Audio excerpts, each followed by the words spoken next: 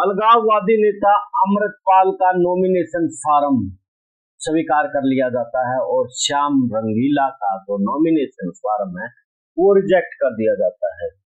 समझते हैं इस पूरे खेल को, यानी कि जो देश को तोड़ने वाला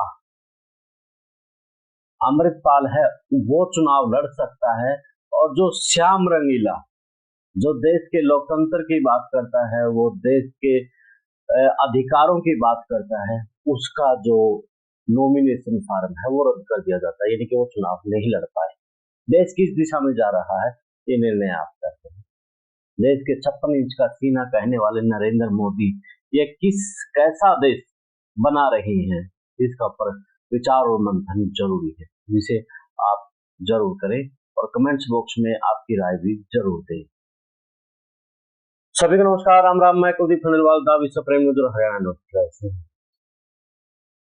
देश का प्रधानमंत्री नरेंद्र मोदी बड़ा डरपोक है, कायर है। डरपोक और कायर इसलिए है क्योंकि उसके सामने जब भी कोई चुनाव लड़ने की हिम्मत दिखाता है तो या तो उसको नामांकन पत्र की जो कॉपी है वो नहीं उपलब्ध करवाई जाती है, या फिर उसका फॉर्म रिजेक्ट करवा दिया जाता है। ये आज से नहीं बल्कि 2019 के चुनाव में भी हमने देखा, और 2014 के चुनाव में हमने एक चीज देखी थी कि गुजरात से आकर के बनारस में आकर वाराणसी आकर के चुनाव नरेंद्र मोदी ने लड़ा था। गुजरात से चुनाव उस वक्त क्यों नहीं लड़ा। इसके अलावा 2019 में जब उसके सामने एक फौजी खड़ा हुआ तो उसका जो फॉर्म था वो रद्द करवा दिया गया। अब श्याम रंगीला ने जैसे ही हिम्मत दिखाई नरेंद्र मोदी के सामने चुनाव लड़ने की, इससे पहले महंत ने भी आप अपना कहा था कि मैं नरेंद्र मोदी के सामने खड़ी होंगी, लेकिन हिंदू महासभा का दबाव दिलवा करके उसको चुनाव नहीं लड़ने दिया गया, और अब श्याम रंगीला को लेकर के उनका चुनाव जो नॉमिनेशन था वो ही रद्द करवा दिया गया। बात करता है नरेंद्र मोदी पाकिस्तान से चाइना से टक्कर लेने की, चुनाव लड़ने की हिम्मत नहीं है प्रधानमंत्री नरेंद्र मोदी के अंदर।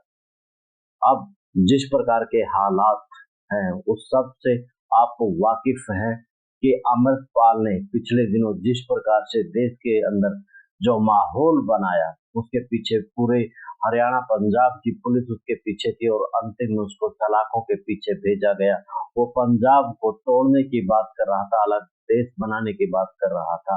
अब वो उसी व्यक्ति का जो फॉर्म है वो रिजेक्ट नहीं होता, बल्कि जो देश के लोकतंत्र की बात और अधिकारों की बात करता है श्याम रंगीला, उसका फॉर्म रिजेक्ट कर दिया जाता है। बड़े यानी कि सोचने वाली बात है कि देश को तोड़ने वाला एक चुनाव लड़ सकते हैं और देश को जोड़ने वाले चुनाव नहीं लड़ सकते। इस मसले पर आप क्या कहते हैं, अपनी राय जरूर दें। देश और प्रदेश की खबरों के लिए देखते रहिए विश्व प्रेम न्यूज और हरियाणा न्यूज। जिंदाबाद।